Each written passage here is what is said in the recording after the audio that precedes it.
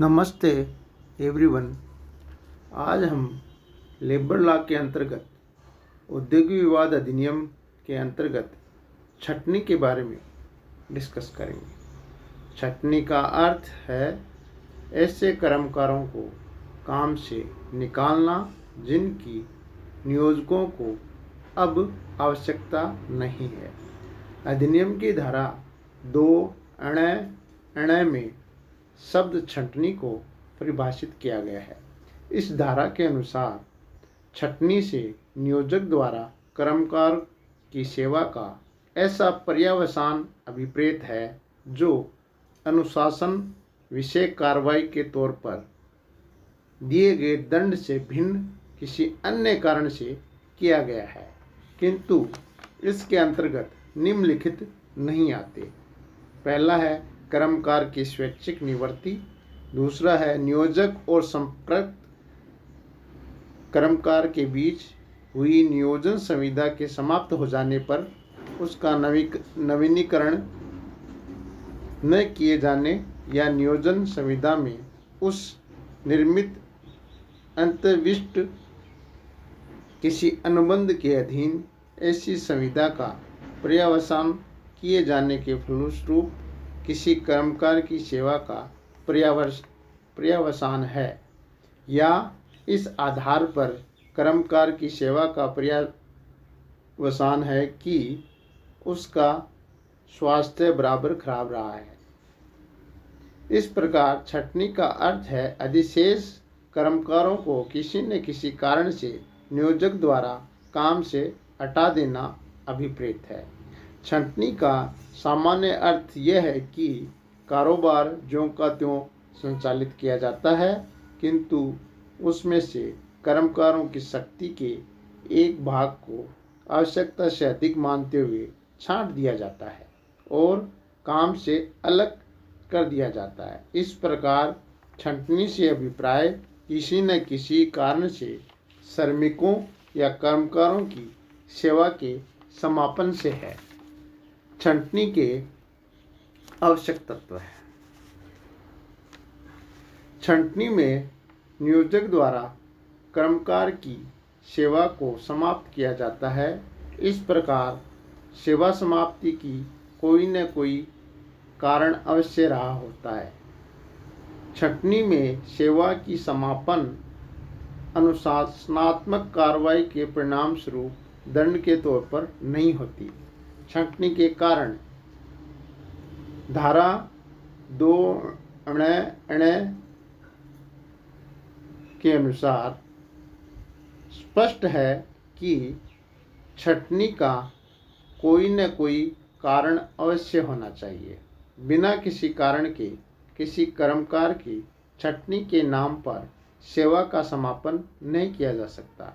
छंटनी के सामान्य कारण पहला है आवश्यकता से अधिक कर्मकारों को काम पर रखे लेना, दूसरा है औद्योगिक संस्थान में किसी विभाग का बंद हो जाना, तीसरा है कच्चे माल की कमी होना, चौथा है यंत्रों या मशीनरी में कोई त्रुटि हो जाना, पांचवा है प्राकृतिक आपदा के कारण, छठा है स्वचालित यंत्रों की स्थापना अर्थात नई तकनीकी का प्रयोग करने हेतु, लास्ट है आर्थिक स्थिति बिगड़ जाने पर।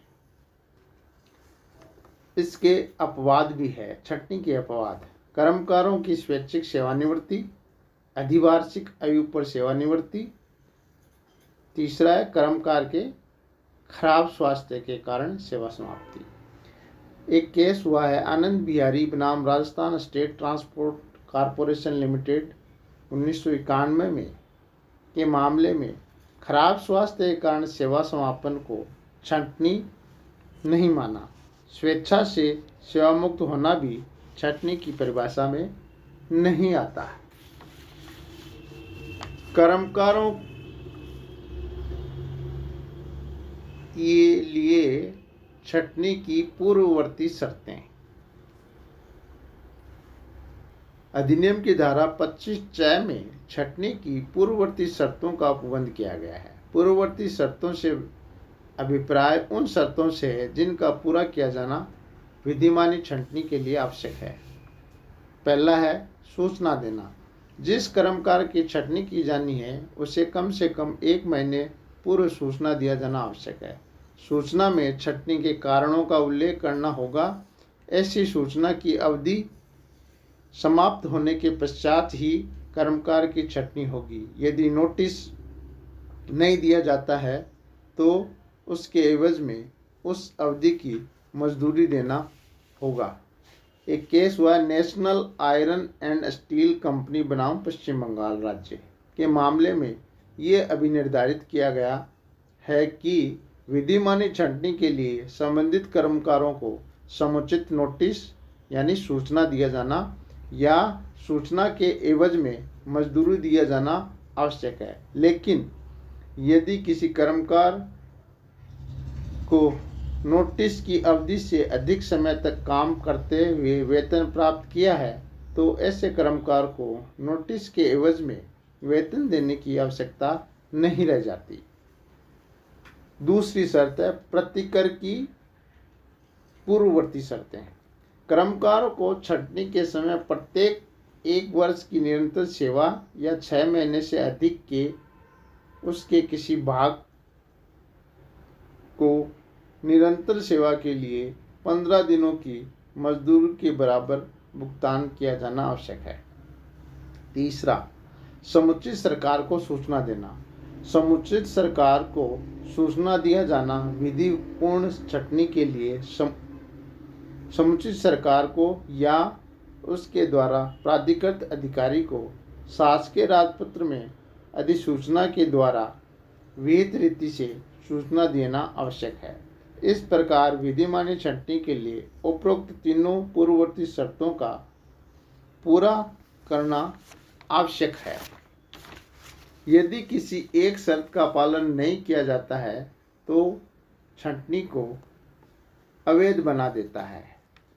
धारा 25(च) का लाभ प्राप्त करने के लिए कर्मकारों को ये सिद्ध करना होता है कि उसने पिछले 12 महीनों में 240 दिनों से अधिक दिनों तक कार्य किया है।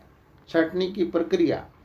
औद्योगिक विवाद अधिनियम की धारा 25(6) में छंटनी की प्रक्रिया का उपबंध किया गया है। छंटनी का मूलभूत सिद्धांत है पहले आओ और बाद में जाओ, यानी फर्स्ट कम लास्ट गो, तथा दूसरा सिद्धांत है अंत में आओ और पहले जाओ, लास्ट कम फर्स्ट गो। छंटनी में इस सिद्धांत को लागू किया जाना आवश्यक है, बशर्ते है कि नियोजक एवं कर्मकार के बीच कोई अन्यथा अनुबंध नहीं हो। इस सिद्धांत को लागू करने के लिए निम्न शर्तों का पूरा होना आवश्यक है। पहला है दावेदार व्यक्ति विधि के अनुसार कर्मकार हो। दूसरा, भारत का नागरिक हो।